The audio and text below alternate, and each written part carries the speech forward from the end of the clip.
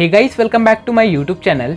दोस्तों, आज के इस वीडियो में हम बात करने वाले हैं अफ्रीका महाद्वीप में स्थित एक बेहद ही दिलचस्प कंट्री के बारे में। दोस्तों, इस देश के अधिकांश पुरुष कई सारी महिलाओं के साथ अपना संबंध रखते हैं। दोस्तों, जहां हमारे देश में लड़की की शादी से पहले लड़कों की तरफ से दहेज की मांग पर लड़की की तरफ से कुछ न कुछ देना पड़ता है, तो वहीं इस देश में लड़की की शादी से पहले लड़के की तरफ से खूब सारे जानवर दहेज के तौर पर दिया जाता है। दोस्तों, इसके अलावा यहाँ पर एक ऐसा जनजाति पाया जाता है जहाँ के लोग जिंदा जानवरों का खून निकालकर पी जाते हैं। दोस्तों, आज के इस वीडियो में हम जिस देश के बारे में बात करने वाले हैं उस कंट्री का नाम है केन्या।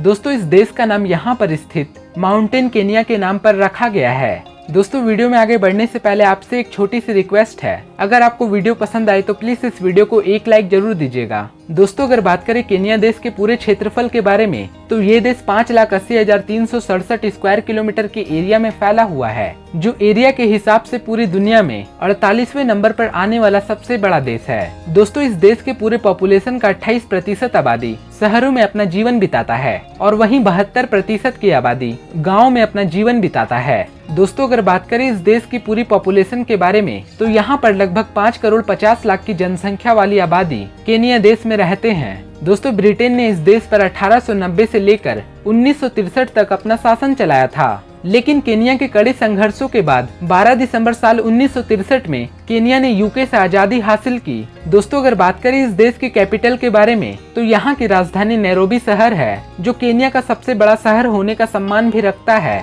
दोस्तों, इसके अलावा इस देश की दूसरी सबसे बड़ी सिटी मोम्बासा है। दोस्तों, इस शहर के बारे में ऐसा कहा जाता है कि मोम्बासा को 900 ईसा पूर्व में बसाया गया था। दोस्तों, केन्या को पूरे दुनिया में यहाँ पर मौजूद अफ्रीकन सफारी और मसाई जनजाति के लिए जाना जाता है। दोस्तों, अगर बात करें मसाई जनजाति के बारे में तो इस जाति की अपनी ही अलग अनोखी सांस्कृतिक और पहनावा है। दोस्तों, इस जनजाति के लोग केन्या के अलावा भी तंजानिया देश के उत्तरी हिस्से में रहते हैं। दोस्तों, इस देश में बोलचाल की भाषा में आपस में माँ भाषा का इस्तेमाल करते हैं। दोस्तों, जैसा कि मैंने आपको पहले ही बताया था, ये वही जनजाति है जहाँ के अधिकांश पुरुष कई सारी महिलाओं के साथ शादियां करते हैं और ये पुरुष अपने अलग अलग घरों में एक एक पत्नी को रखते हैं। दोस्तों, इतना ही नहीं, ये पुरुष अपने हर बीबी से 4 या 5 बच्चे पैदा करना इन लोगों के लिए एक बहुत ही नॉर्मल सी बात है। दोस्तों, ये बात आपको जानकर बहुत ही ज्यादा हैरानी होगी कि केन्या के लोग एक गोले के चारों ओर अपना घर बनाते हैं और उसके बीचों बीच अपने जानवरों को रखते हैं और जिंदा जानवरों से खून निकालकर पी जाते हैं,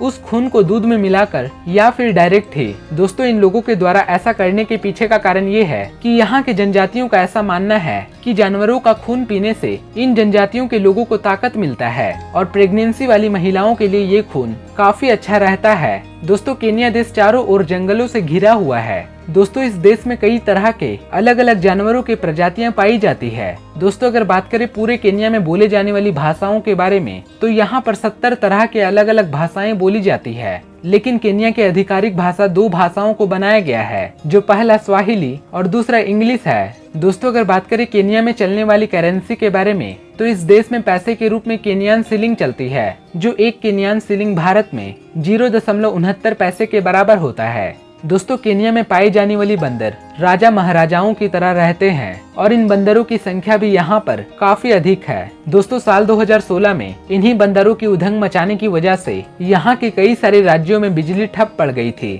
दोस्तों, केन्या में शेर, चीता, तेंदुआ ये सारी जानवरें दिखाई देना बहुत ही आम बात है। दोस्तों, इसके अलावा भी यहाँ पर कई सारे जंगली भैंसे दिखाई देते हैं। इस देश में पूरे दुनिया भर के टूरिस्ट अलग अलग जानवरों को देखने के लिए आते हैं। दोस्तों, यहाँ की सरकार इन जानवरों के प्रति बहुत ही ज्यादा सतर्क रहती है, लेकिन अगर किसी भी व्यक्ति ने इन जानवरों के ऊपर हमला करने की कोशिश की तो उसे सीधा उम्र कैद की सजा दी जाती है। दोस्तों, केन्या के नागरिकों को भाग दौड़ के मामले में काफी आगे माना जाता है, इसीलिए तो ओलंपिक खेलों में एथलीट में सबसे ज्यादा मेडल केन्या के ही दौड़ने वाले नागरिक लाते हैं। दोस्तों, केन्या के शादियों में लड़के वाले लड़कियों को दहेज के तौर पर 10 गाय भेंट में देते हैं। अगर कोई व्यक्ति ऐसा नहीं करता है तो उस शादी को माना ही नहीं जाता है। दोस्तों, केन्या में 1 से अधिक पत्नियां रखने का रीति रिवाज चलता है और इस कानून को भी सरकार ने मान्यता दी हुई है।